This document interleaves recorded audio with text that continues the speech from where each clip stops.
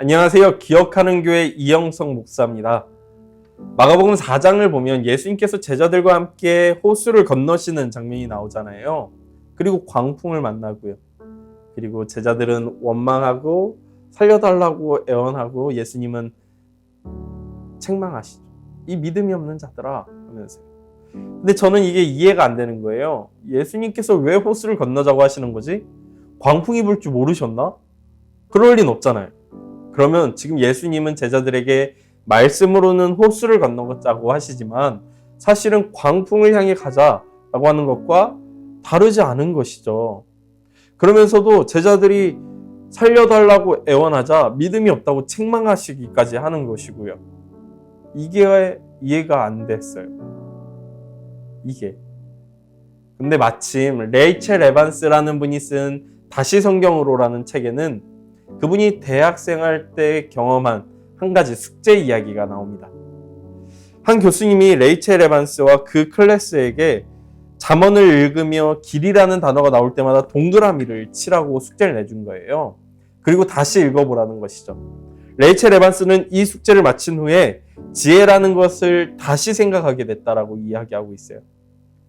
지혜란 것이 자신의 삶에 숨겨져 있는 하나님의 수수께끼 같은 뜻을 찾는 것이 지혜가 아니라 자신에게 주어진 삶, 때로는 기쁘고 때로는 고통스럽고 때로는 행복하고 때로는 불행하다고 느껴지는 그 모든 순간 가운데 겸손하게 한 걸음씩 내딛는 그런 삶의 방식이야말로 지혜다라는 것이죠. 이 이해를 가지고 오늘 본문 마가복음 4장으로 돌아와 보면요. 이 일이 왜 일어나고 있는지, 예수님이 왜 책망하고 계시는지를 돌아보게 됩니다. 때로는 하나님의 뜻에 순종했음에도 불구하고 광풍이 불어오기도 하죠.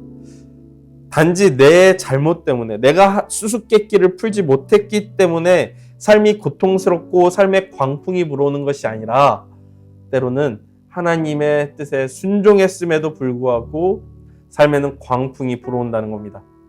그러나 그때 우리가 해야 되는 것은 신뢰를 잃고 애원하고 신뢰를 잃고 내 죄 때문이라고 나를 책망하는 것이 아니라 하나님을 신뢰하며 내 삶에 이 광풍을 허락하신 하나님을 신뢰하며 우리를 이 광풍으로 나아가자고 이끄신 예수님을 신뢰하며 한 걸음씩 내딛는 것이야말로 지혜이고 그것이야말로 믿음이라는 것이죠. 우리 삶에 불어오는 광풍이 있습니다. 여러분의 삶에는 어떤 광풍이 불어오고 계시나요? 여러분의 교회는 어떤 광풍 가운데에 고통스럽게 신음하고 계시나요? 만일 그 광풍이 하나님을 신뢰하는 가운데, 예수 그리스도를 신뢰하는 가운데에 맞닥뜨린 광풍이라면 그리스도의 사랑을, 하나님의 전능하심을, 하나님의 신실하심을 신뢰하며 오늘도 내일도 한 걸음씩 내딛는 우리 모두가 되기를 소망합니다.